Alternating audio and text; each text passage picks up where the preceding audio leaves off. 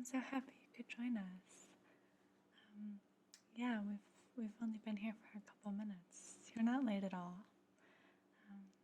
Yeah, so the philosophy midterm is coming up next week, and our little study group has just been meeting to go over some of the main texts that we think might show up on the exam. So I'm so glad you can make it. The more the merrier. So today, just in the couple minutes that we've been here, we decided that we're going to talk about Nietzsche's The Birth of Tragedy. It was one of the earlier books that we did in the class, so I think everyone's memory is a little bit hazy. So another chance to go over it, I think, would be really helpful for all of us. So, did you happen to bring a copy of the Nietzsche book? If you didn't, it's totally fine. I know when I asked you to come to our study group, I did not tell you which book to bring. So that's my fault. And I am happy to share. You'll have to put up with all of my notes I've written all over this book. But if you can deal with pink highlighter, I am totally fine with you using my book. So I was thinking we should take turns reading out loud. I'm an auditory learner. I have such a hard time just seeing things on a page and immediately understanding them. I'm really somebody who has to hear it in order to understand it fully. So I love lectures, and I love reading out loud, and I love other people reading out loud. So I don't know about you. What kind of learning style do you have? Do you like people reading out loud?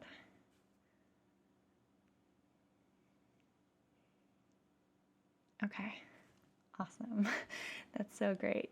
That means that everyone is good with me and you all reading, and I'm not gonna be a pain to anybody. I'm glad we all are compatible in that way. Great, so who wants to start? I figured we'd just start at chapter 1 because we only went through 3 chapters in the class anyway. And maybe we can do some more if we have time. I know that somebody had somewhere they have to be in like an hour, so we'll at least just start with chapter 1. Does that sound good? Great. Okay, cool. Okay, so who wants to start reading? It's the thing that everyone always wants to volunteer for. Matt. Nobody? Nobody? Okay. I guess it's me. So I'll just read part 1, chapter 1, aphorism 1. I don't know what to call it. Okay, cool. Then we can talk about it.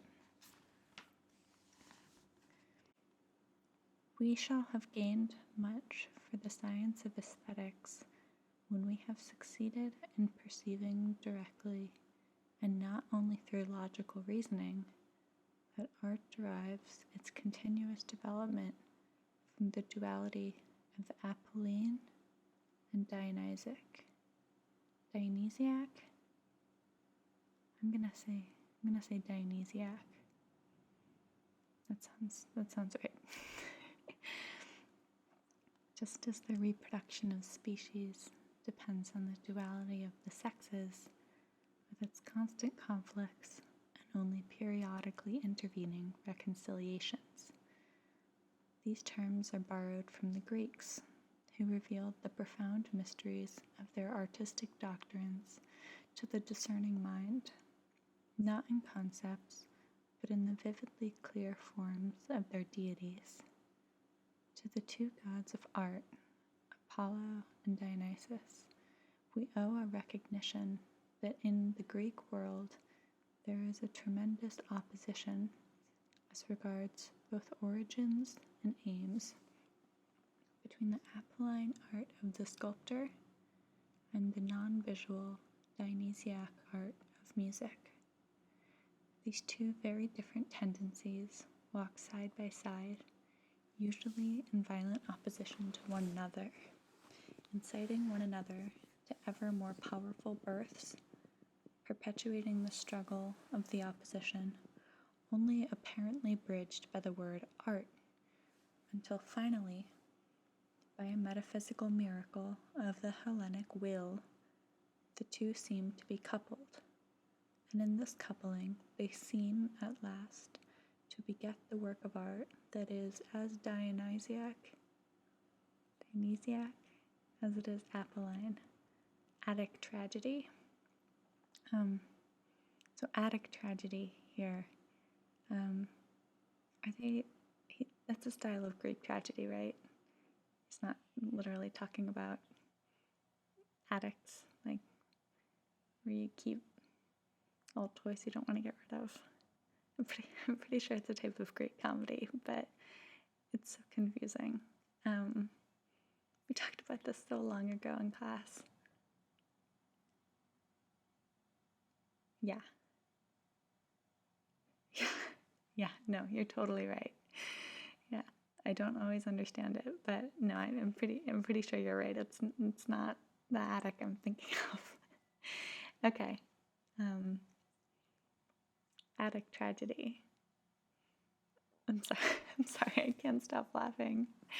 Attic tragedy just sounds like you went upstairs to the attic to get an old set of clothes you hadn't played with in a while, and your little brother shut the attic door underneath you and you're trapped in the attic. That sounds like an attic tragedy.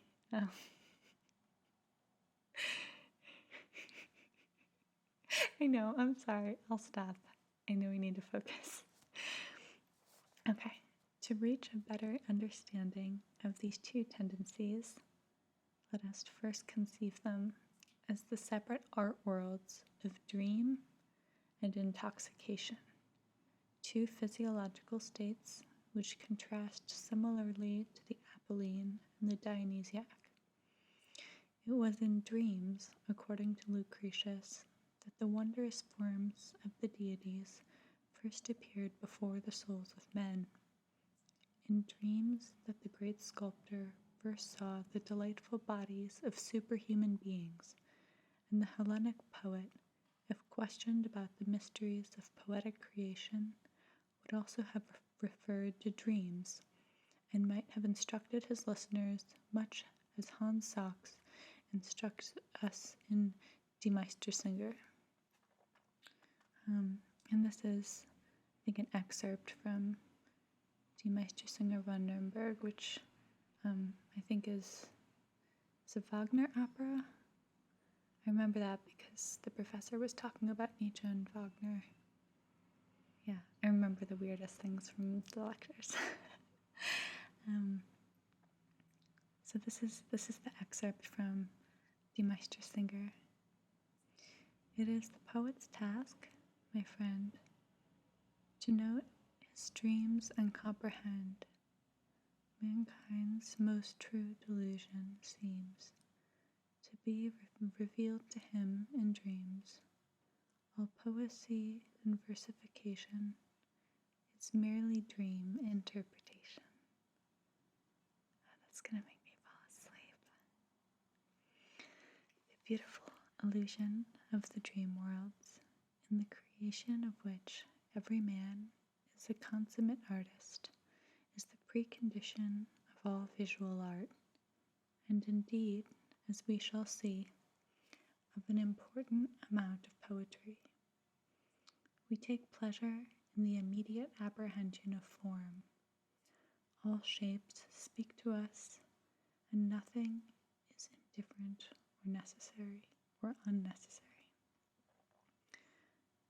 But even when this dream reality is presented to us with the greatest intensity, we still have a glimmering awareness that it is an illusion.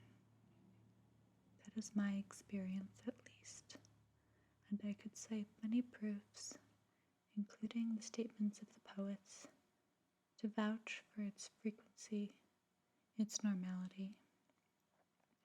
Men of philosophy even have a sense that beneath the reality in which we live, there is hidden a second, quite different world, and that our own world is therefore an illusion. And Schopenhauer actually says that the gift of being able at times to see men and objects as mere phantoms or dream images is the mark of the philosophical capacity. Thus, the man who is responsive to artistic stimuli reacts to the reality of dreams as does the philosopher to the reality of existence.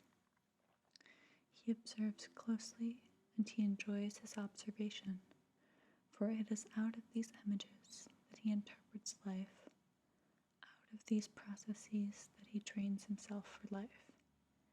It is not only pleasant and agreeable images that he experiences with such universal understanding.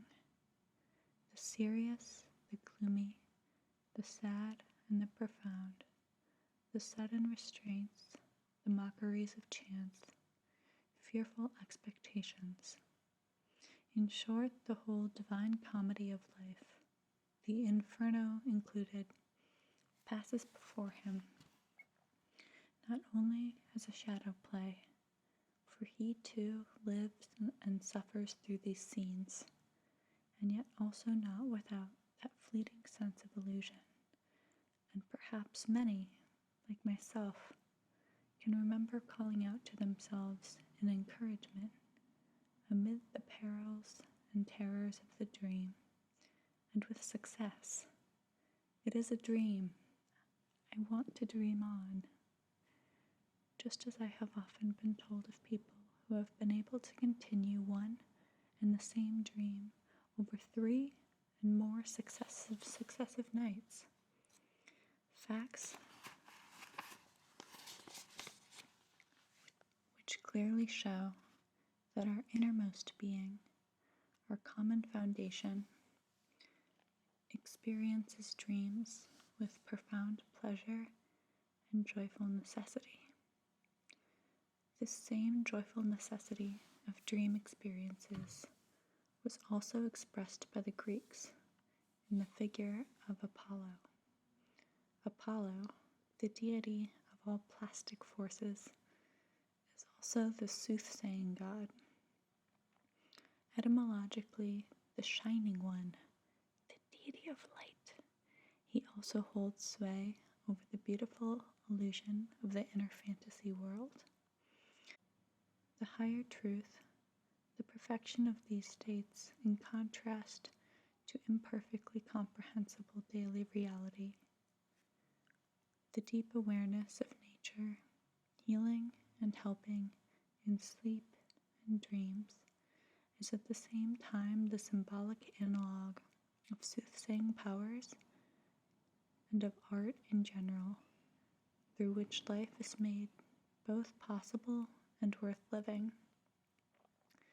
But our image of Apollo must incorporate the delicate line that the dream image may not overstep without becoming pathological, in which case illusion would deceive us as solid reality. It needs that restraining boundary, that freedom from wilder impulses, that sagacious calm of the sculptor God. His eye must be sun-like, as befits his origin. Even should it rage and show displeasure, it still bears the solemnity of the beautiful illusion. And thus we might say of Apollo what Schopenhauer said of man caught up in the veil of Maya. This is a quote from The World as Will and Representation by Arthur Schopenhauer. Just as the boatman sits in his little boat, trusting to his fragile craft in a stormy sea, which, boundless in every direction, rises and falls in howling, mountainous waves, so in the midst of a world full of suffering, the individual man calmly sits, supported by and trusting the principium individuationis.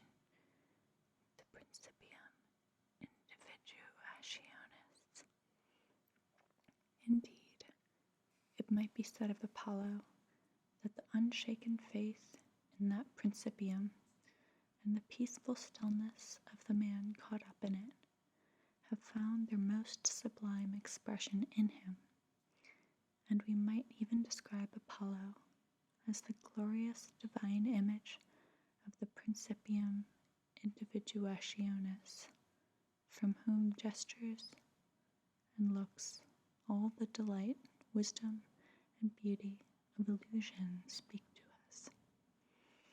In the same passage, Schopenhauer has described the tremendous dread that grips man when he suddenly loses his way amidst the cognitive forms of appearance, because the principle of sufficient reason, in one of its forms, seems suspended. If we add to this dread the blissful ecstasy prompted by the same fragmentation of the principium individuationis, rises up from man's innermost core, indeed from nature, we are vouchsafed a glimpse into the nature of the Dionysiac, most immediately understandable to us in the analogy of intoxication. Under the influence of the narcotic potion hymned by all primitive men and peoples, or in the powerful approach of spring, joyfully penetrating the whole of nature, those Dionysiac urges are awakened, and as they grow more intense, subjectivity becomes a complete forgetting of the self. In medieval Germany, too, the same Dionysiac power sent singing and dancing throngs, constantly increasing, wandering from place to place, in these dancers of St. John and St. Vitus. We can recognize the Bacchic choruses of the Greeks, with their prehistory in Asia Minor, as far back as Babylon, and the orgiastic Sasatia. Some people, either through a lack of experience or through obtuseness, turn away with pity or contempt from phenomena such as these as from folk diseases. Bolstered by a sense of their own sanity, these poor creatures have no idea how blighted and ghostly this sanity of theirs sounds when the glowing life of Dionysiac revelers thunders past them. Not only is the bond between man and man sealed by the Dionysiac magic, alienated, hostile, or subjugated nature, too, celebrates her reconciliation with her lost son, man. The earth gladly offers up her gifts, and the ferocious creatures of the cliffs and the desert peacefully draw near. The chariot of Dionysus is piled high with flowers and garlands. Under its yoke stride tigers and panthers. If we were to turn Beethoven's Hymn of Joy into a painting, and not to restrain the imagination, even as the multitudes bowed awestruck into the dust, this would bring us close to the Dionysiac. Now the slave is a free man. Now all the rigid and hostile boundaries that distress, despotism, or impudent fashion have erected between man and man break down. Now, with the gospel of world harmony, each man feels himself not only united, reconciled, and at one with his neighbor, but one with him, as if the veil of Maya had been rent and now hung in rags before the mysterious primal oneness. Singing and dancing,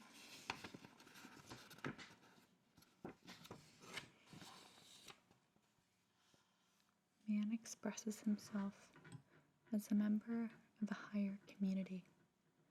He has forgotten how to walk and talk and is about to fly dancing into the heavens. His gestures express enchantment. Just as the animals now speak and the earth yields up milk and honey, he now gives voice to supernatural sounds. He feels like a god. He himself now walks about enraptured and elated as he saw the gods walk in dreams. Man is no longer an artist. He has become a work of art. The artistic power of the whole of nature reveals itself to the supreme gratification of the primal oneness amidst the paroxysms of intoxication. The noblest clay, the most precious marble, man, is kneaded and hewn here, and to the chisel blows of the Dionysiac world artist, there echoes the cry of the Eleusinian mysteries. Do you bow low, multitudes? Do you sense the Creator, world? Wow, I haven't gone back and read that since the beginning of the term. That's a lot to take in, but I think it's so beautiful. So, what do you all think? Where should we even start with that?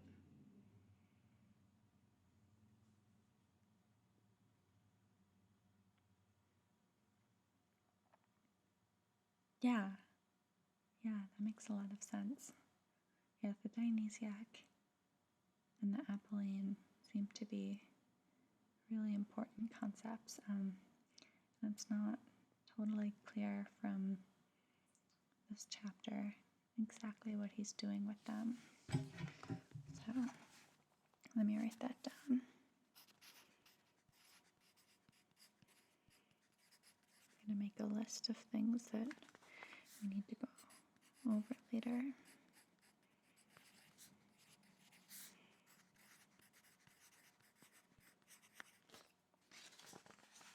Okay.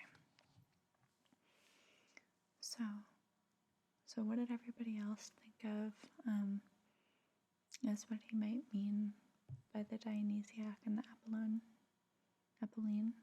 It's one that has to do with Apollo.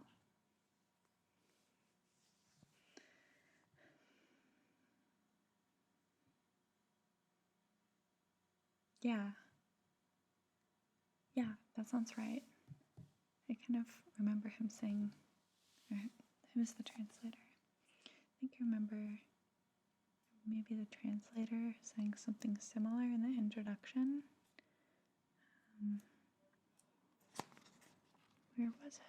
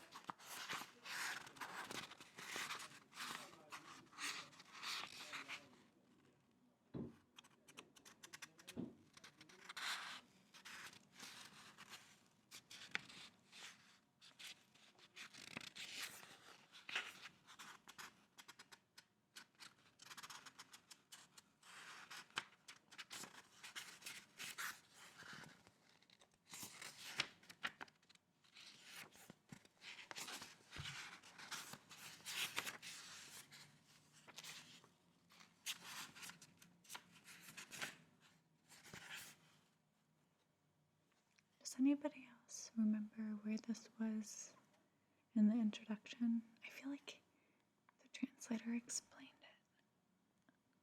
Yeah, it's really similar to what you said.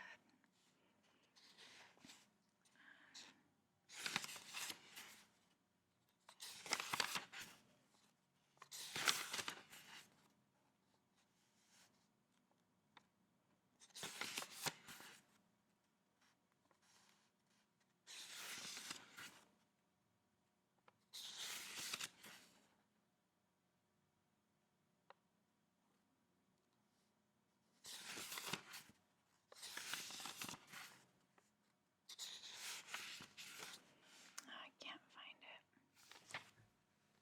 I think I wrote down some notes. Yeah, he calls them metaphysical categories. So that would mean that the Dionysiac and the Apolline aren't like things that appear in nature, which I guess makes sense with Nietzsche, but are rather ways of categorizing what is and the type of things that are. And here, I guess he's using them to talk about the will. Yeah, that was pretty similar to what you said. Okay, I'm going to write that down.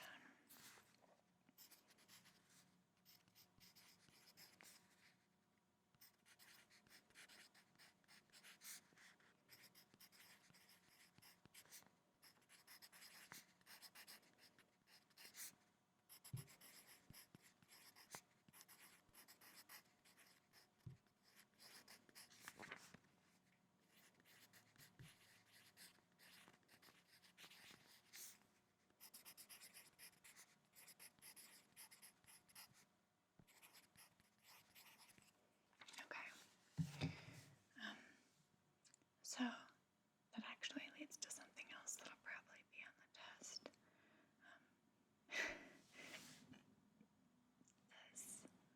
Does anybody remember what metaphysics is?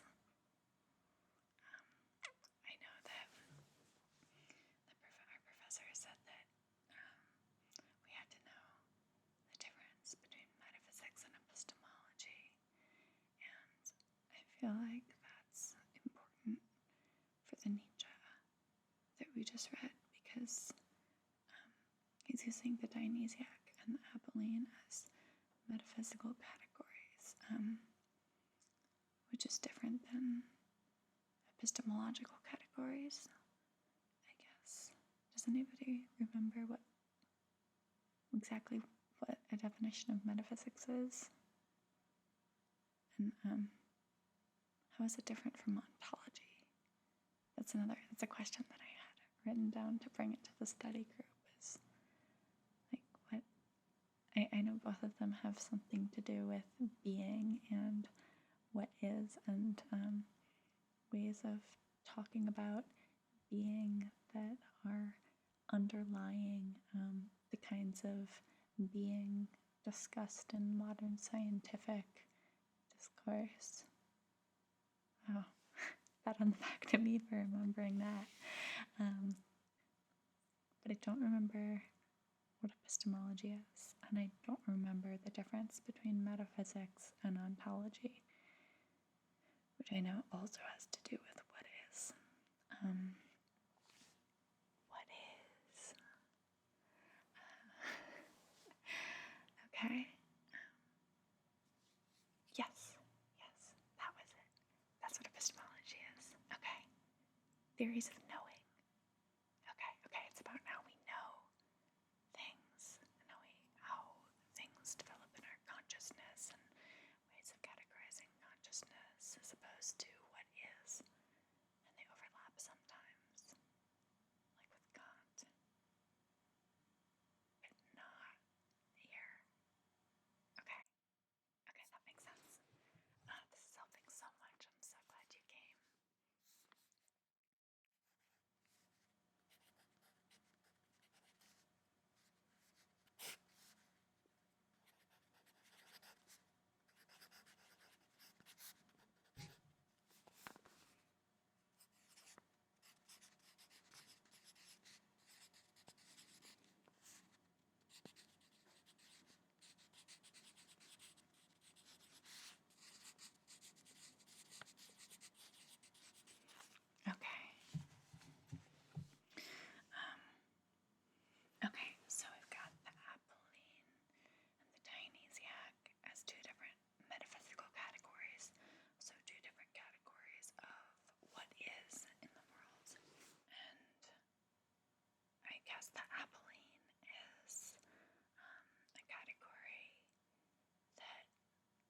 has to do with individuality and the self as something closed in.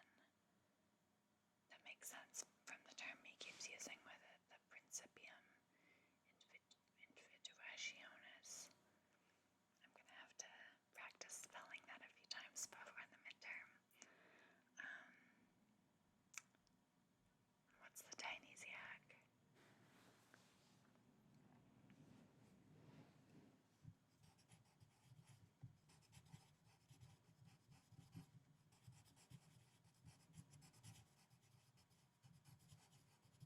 Okay, yeah, that sounds totally right. That's exactly as I remember it. Okay, yeah, so the Dionysiac is what you just said. It's kind of a loss of the individual self. That's, I guess, can be metaphorically understood through the throngs of revelers that he was talking about. Okay, I know I'm gonna remember it. The Eminem song, "Lose Yourself." You better lose yourself in the music. That's it. That's the Dionysiac, is losing yourself in the music. Except it isn't just the music, it's also like this multiplicity of wills, and you're losing yourself within the multiplicity of wills. You're no longer the individual self the same way that you are as categorized by the Apolline. Okay. Honestly, I think that's all that I can do for today. You guys are so much, have so much more energy than me. I'm just wiped out after working on that. Probably because nobody else took turns reading, so that's my excuse. Maybe we can come back and do this tomorrow. Same place, yeah. Or maybe in a couple days. Yeah, we haven't even started to cover the Kant. I'm quaking in my boots. Okay. Well, yeah, thanks so much for coming by. This has really helped a lot. It makes so much sense in lecture, but then you get 10 weeks down the road or 5 weeks down the road and you're trying to remember it for the midterm. And yeah, I think everybody could use a study group, so I'm really glad you came. And I will see you all later.